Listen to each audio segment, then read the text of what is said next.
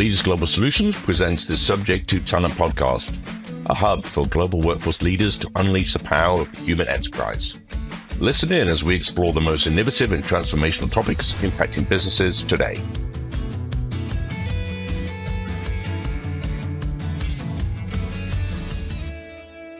Hi, I'm Bruce Morton, the host of the Subject to Talent podcast. Today, I welcome entrepreneur Matthew Mottola, who has led enterprise adoption of the human cloud, which explores how artificial intelligence and the freelance economy could transform the world of work. I look forward to chatting with you today, Matthew, and thanks for joining us.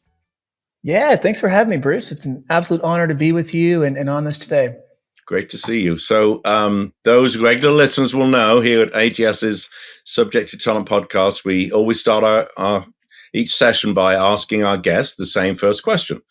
And that is, how did you get into the workforce industry? And I'll add on to that a little bit for you. And what inspired you to develop the workforce plan for freelancers? Oof.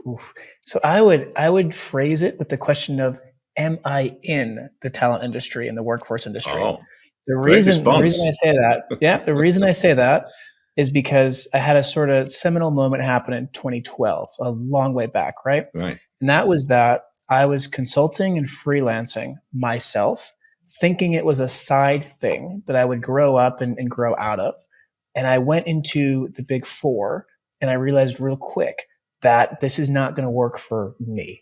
Now, at the time, it was very much this is, this way of working shouldn't exist. But now I look at it and say, it's great in some ways, but for someone that really wanted to make an impact, this isn't going to work for me. And I think a lot of the behind the data that you look at in terms of half the workforce wanting to work for themselves, right? You look at over half of millennials and Gen Z already doing it.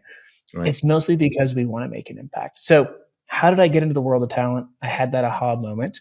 I then didn't give up in terms of I went to San Francisco and Silicon Valley to work at one of the first remote software development platforms called Gigster. I then went to Microsoft to build the Freelance toolkit and really help them drive their freelance program. And I just haven't stopped believing in this kind of crazy world of self-employment, freelance, and digital talent platforms. Great. Good response. Thank you. So let's start at the beginning then with a description of so-called gig economy, freelance, and everything else. How do we... Give us a quick thumb sketch view of where we've got to and how we've got to today in that space. So, Bruce, something you told me actually, I always keep in back of mind, by the way, is it's always been here, right? Like 2019, people were talking about it, but it's been in the too hard bucket, right? So I preface it by saying nothing is really that new, especially the technology. But if I were have to give like a lay of the land history of this world, as early as the medieval ages, right? Freelancers were mercenaries, right? Like, let's go get a couple of freelancers. It's always existed. Self-employment always existed.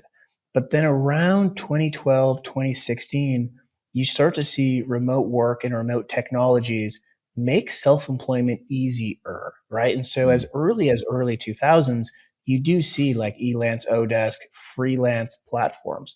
But around 2012, 2016, it starts to become effective when you see like Microsoft Teams, Google Workspace, and the various collaboration tools. Now, I'll give you a quick history. 2016, merger of Elance and Odesk into Upwork. You start to see Freelancer.com, Fiverr, those. 2018, 2019, Upwork IPOs, Fiverr IPOs. Around 2020 and 21, okay, you see this crazy thing called COVID. Then you start to see things like Great Resignation. You see all the recent Gen I LLMs. You see a very uncertain economy. And we now sit in a world where I think the individuals have clearly chosen self-employment. Not all, but a good amount, meaning here in Europe, right, you see between 10 and 50 million. In the US, over 40 million full-time self-employed people. But so that's the kind of quick history, though, by the way, is like, it's never not existed. It's just gotten so much easier. That's a great way of setting it. I think as you said, they've always been there, but freelancers were a bit of an anomaly that perhaps used to do a lot of marketing, creative design stuff. People, that's how they thought of a freelancer. But now organizations, we're certainly seeing they are proactively thinking of this group of people as a proactive sourcing channel to get to great talent. How has that evolution happened? I mean, you talked about some of the technology platforms and the ability for the work of the individual to collaborate on technology platforms like Teams, etc.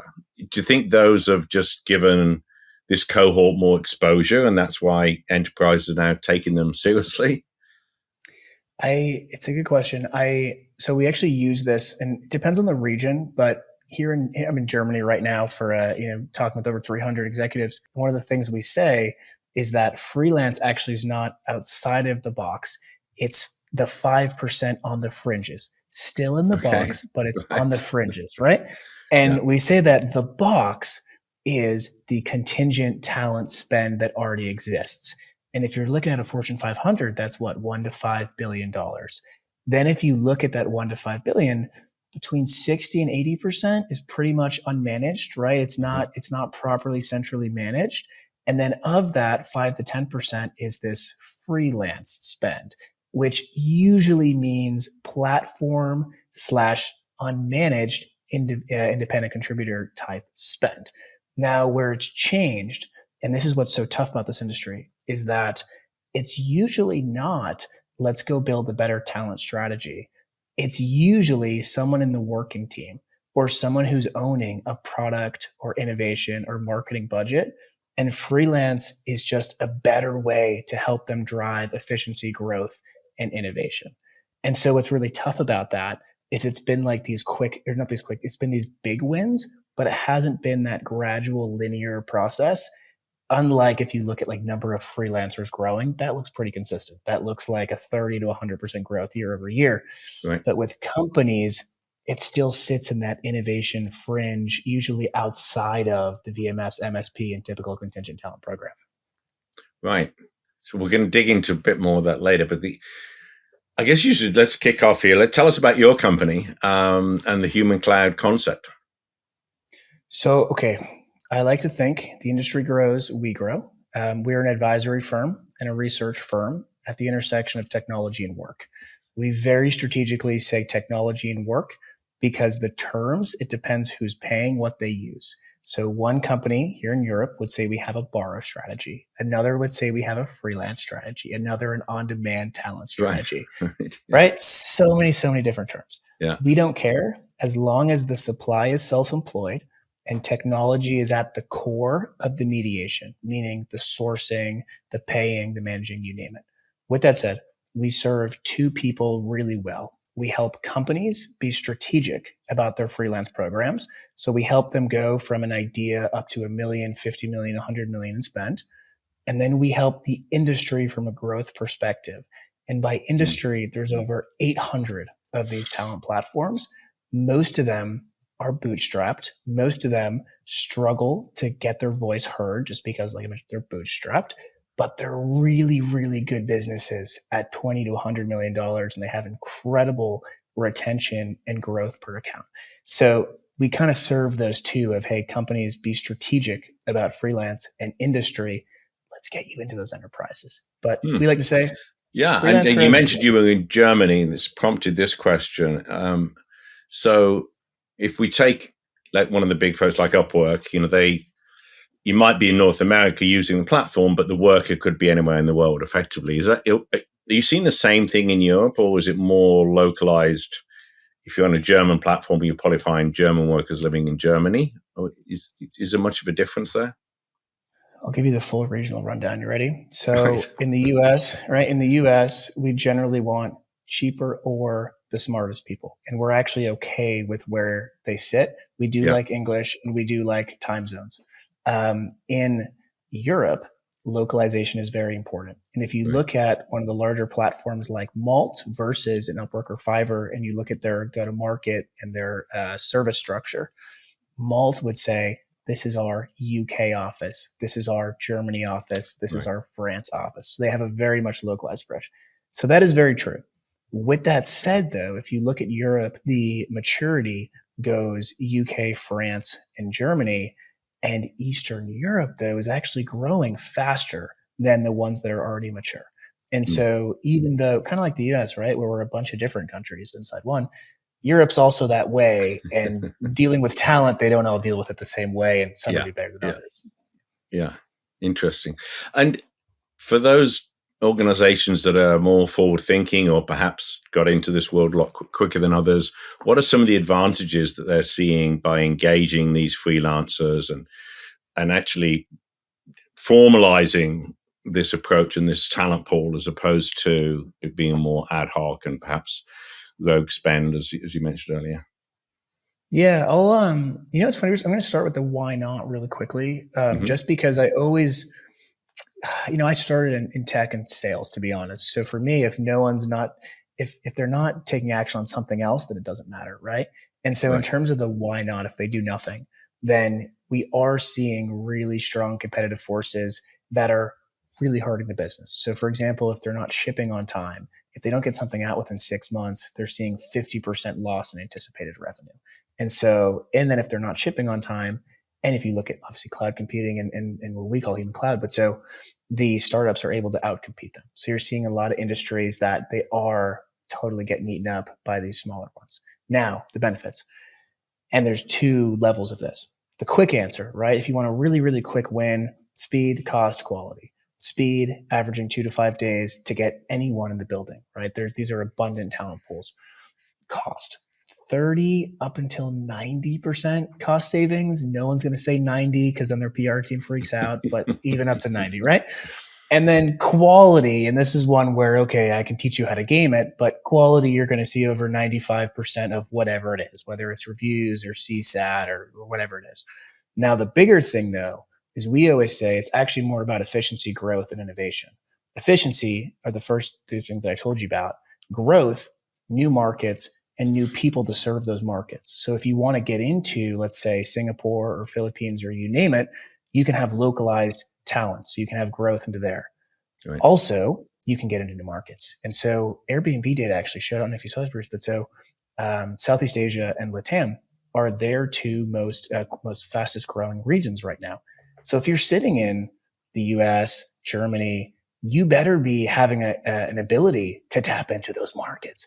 And then from an innovation perspective, there's literally brand new business models. There's new product lines. There's new service lines. Freelance in itself is a market.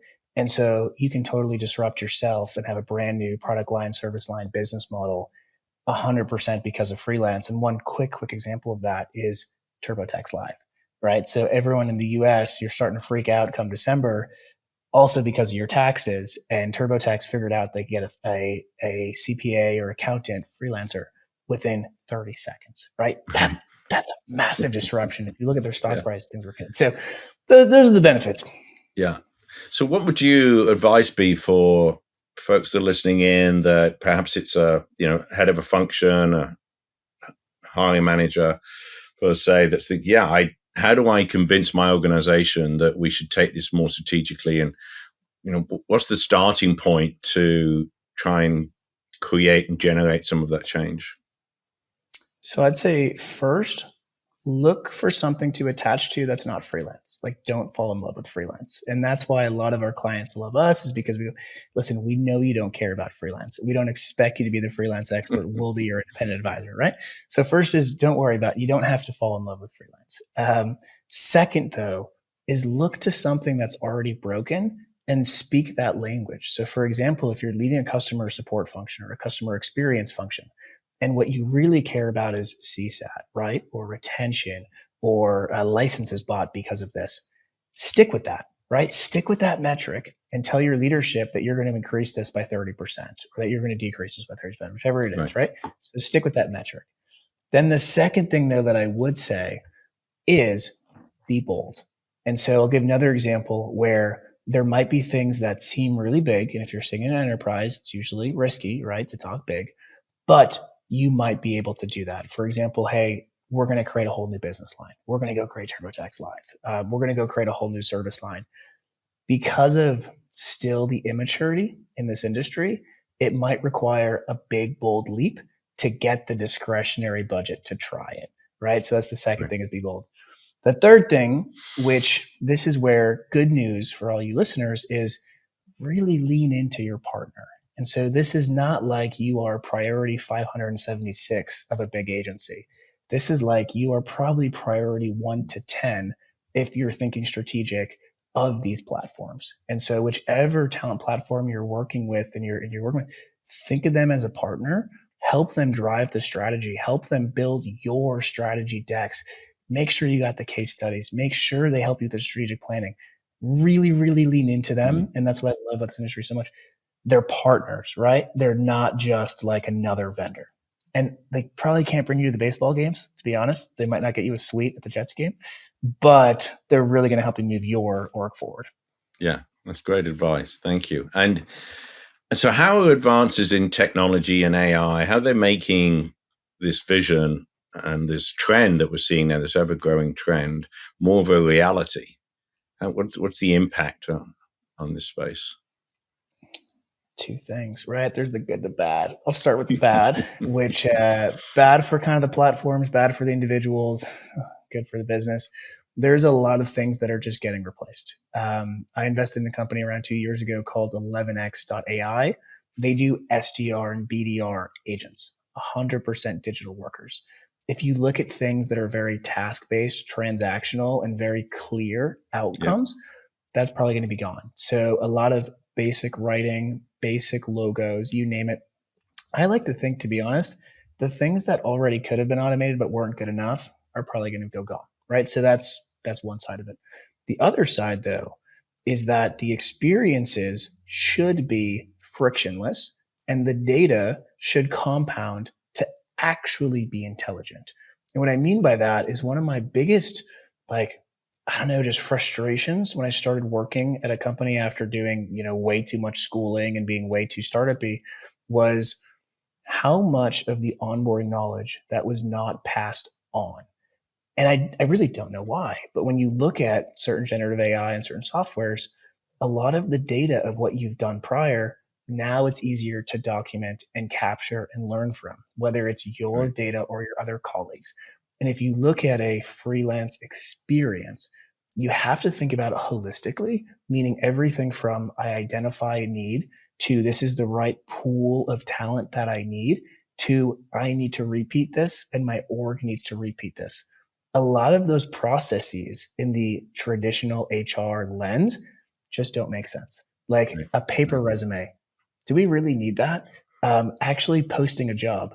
Do we even really need to do that if someone can identify the talent of pool that I need?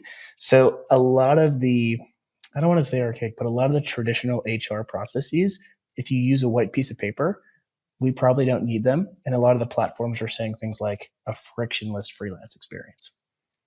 And you use the term platform there, and I'd love to get your take on, because there are many different terms thrown around in this space, and some of them mean the same, some of them mean different. FMS, engagement platforms. How do you define, are there differences in those two? And how, in your world, when you're advising clients, how do you differentiate them? So we have 11 different segments. So if you were to say what's a freelance, we have 11. I know it's very painful, but very, very painful. But here's the top ones. You ready? So we start with platform. We then go into provider. We then go into service. So platform. We're talking about a large horizontal platform, or we're talking about a vertical niche specialized platform. Large. Those are the big ones, right? That's the Upwork, the Fivers. They have absolutely everything. Niche ones. Those are the ones that are really, really good at a specific industry, skill set, and at times even region. So for example, there's one called Habrati based out of Saudi Arabia. They're the best at working with Saudi Arabia, right? So niche, and they actually help other platforms work with Saudi Arabia. There's another one here in the US called Uncompany for design. And so platform, right? Large horizontal, and small niche specialized. Okay, now we look at providers. You got FMSs. You have the traditional MSPs, right? You have the compliance, you have the EOR, VOR, AOR, probably pick another letter up front and you'll hear it next week. But so that's sort of the, platform into provider. Then when you look at services, you have people like us, which are actually going to educate you and teach you what is freelance, what is a freelance strategy. And not to get too complicated, Bruce, but we've only talked about the B2B side of this, meaning selling into B2B. So there's also its own industry, is the B2C side of freelance. When we talk about like Collective, Wethos, a bunch of other business to freelancer tools. Got it. So if you're an enterprise looking to put your toe in the water, would you suggest starting with the platforms or the providers? Both. I would actually start with, I would start with the pain, and then I would go with, what are we currently doing? Yeah. And I would even say, I would think from finding, vetting, onboarding, managing, paying. I would break it up by the specific use case / outcome that you need. And then most likely there's a specialized platform for each one. And I would never say just stick with one. I would say set up meetings with all of them and start to pilot with all of them. Have you seen any examples of aggregation yet where, again, from an enterprise lens, they want to use different speciality for marketing and for IT, but there isn't one that does it all? So is there a way of aggregating if they're going to integrate with a VMS or something? Yeah, there are, and there's been multiple for me as early as 2016. And I remember I started in San Francisco, right? So the Uberification and the Amazonification, like that's all everyone could think about. The problem that we see with this aggregation, and actually I'll give you what's happening in terms of where the success comes from. Successful aggregation that we've seen has actually mostly came from platform to platform or traditional vendor to platform. So platform to platform looks like small, niche, specialized. One wins the work, the others subcontract with that or work in a relationship with. The big to small looks exactly like that, right? It looks like probably you having another freelance vendor and kind of sharing terms. But so we've seen a lot of aggregation. Where I've seen it break is that the industry and the actual freelancer experience, it's not standardized enough that a hiring manager knows how to go from I have this pain up until this is the person or this is the outcome that I need. And so what happens is you try to aggregate all of these individuals or all these freelance platforms, but you haven't solved the core issue of enable a hiring manager to scale the outcomes that they need.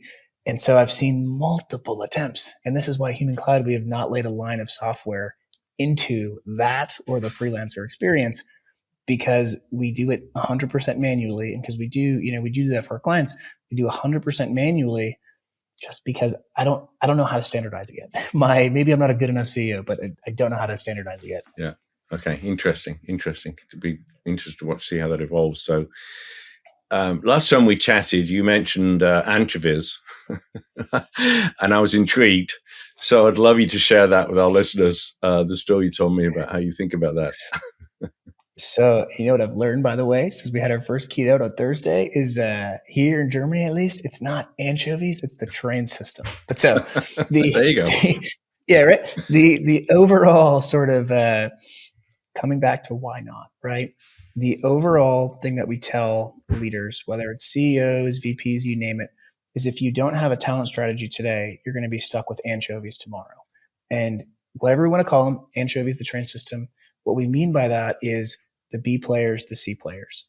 Now, for me as an entrepreneur and someone that from, the second I started working was like impact, I really didn't understand why it seemed like the corporate incentive structure was to just not get fired and not take risks. Because I was like, let me make an impact, right? What I've learned by navigating freelance and corporate is that freelancers, all they care about is making an impact. They are the A players, and the best freelancers are usually the best employees.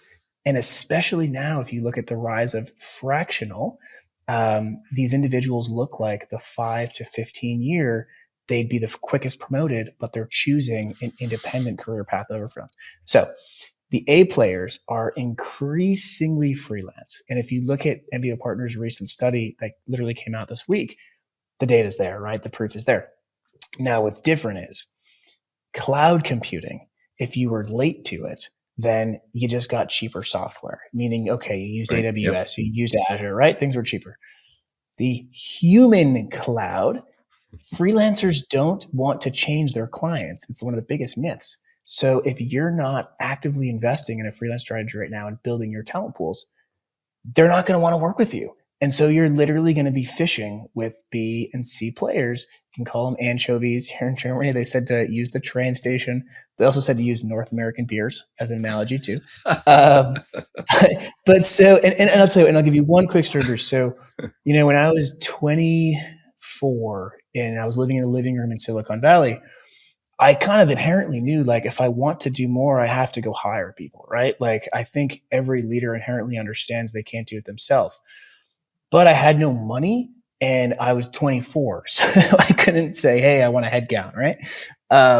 Instead, though, since I freelanced, I knew about these platforms. So what did I do? I learned how to eat one meal a day and I saved up. So I had $1,000 a month. I then went and I hired a designer. Okay. I then went and wanted to build a report on the future of how AI is impacting work.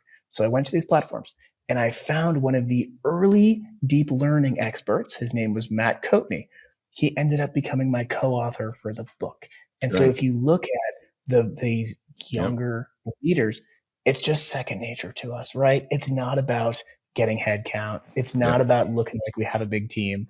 Most of us just want the impact. So that's the anchovy references. You're going to be stuck with B players. I know that sounds really rough. I'll probably get yelled at by some people about this, but it's fine.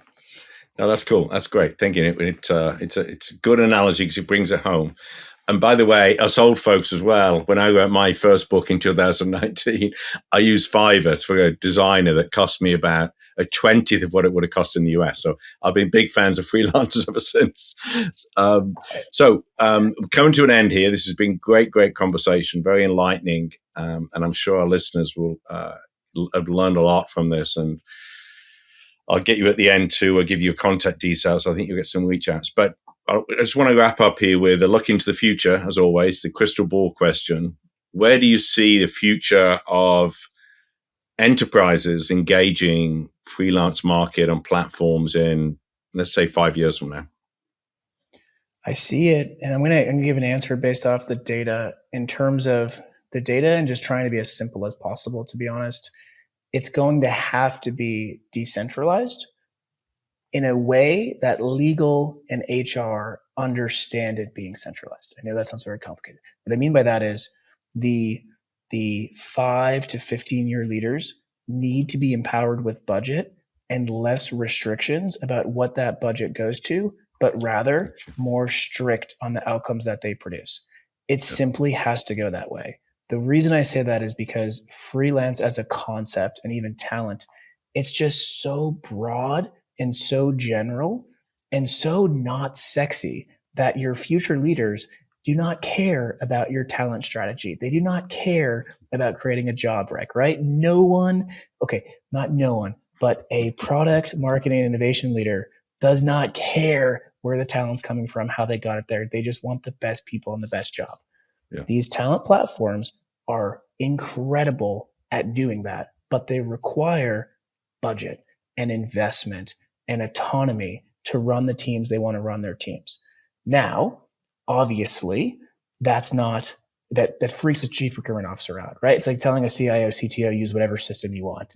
It freaks him out. So there is going to have to be centralization on the legal aspects of this, the compliance aspects of this, the privacy and security. So that is real. But with that said, companies that want to stay relevant, they need to access top talent. Top talent is in these independent freelance pools. So you need to give your up and coming leaders, you just need to give them budget and hold them accountable to outcomes, right? Like, don't just give them money for tree houses and fun stuff. Like, hold them accountable to outcomes, but literally decentralize the budgets to enable them to do what they think is best. Great. Love that answer. Thanks, you, Matthew. So how can listeners find you and learn more about you? At LinkedIn, last name is Mottola, Mottola, Matthew, pretty simple. our email at Bruce? We learned some SEO mistakes. It is Matthew@humancloud.work. So trying to get a passport and saying that my last name is .work or my email is .work, pretty difficult. But for you listeners out there, it's Matthew@humancloud.work, or just go straight to humancloud.work. We have a podcast as well, not as good as yours, Bruce, but more narrative freelance. But so Human Cloud podcast is everywhere. Human Cloud podcast, humancloud.work, Matthew@humancloud.work, LinkedIn. Awesome. You name it. Great. Thanks, Matthew. Really enjoyed the conversation today. Appreciate you. Of course. Thanks for having me, Bruce.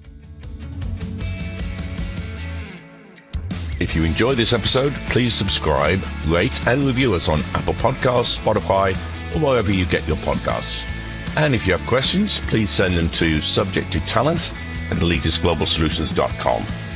Follow us on LinkedIn with the hashtag subject2talent and learn more about AGS at elitistglobalsolutions.com, where you can find additional workforce insights and past episodes. Until next time, cheers.